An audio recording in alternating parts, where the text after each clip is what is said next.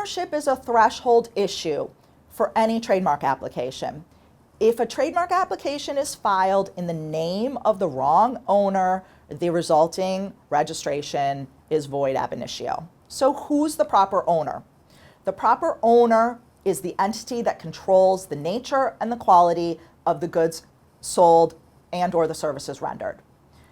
How do we determine that? It's usually the entity that controls the purse strings, usually the entity that controls the money and how the mark is used.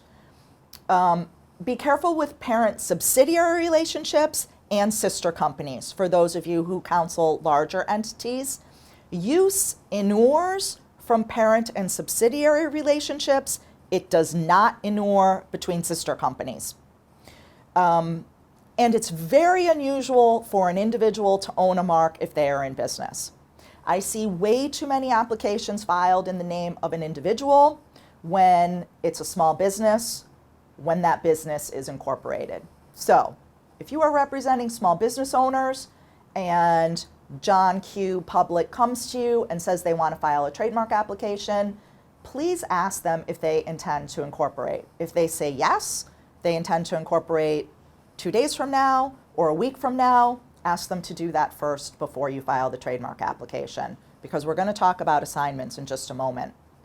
Please be sure the owner's name and state of incorporation is correct, because if it's not correct, if you say the Acme Inc. Corporation is a New York corporation, when in fact they're a Delaware corporation, and that registration issues, and later, for instance, they want to assign that registration, you can't, because Acme Inc. of New York doesn't exist. So that owner doesn't exist. So be careful with that. I actually had that situation. It's on the next slide, but we're gonna fly through that a little bit because we have a lot of information here. But especially with foreign corporations, there's all sorts of different types of corporations. There's an SRL, there's an SPA in Italy.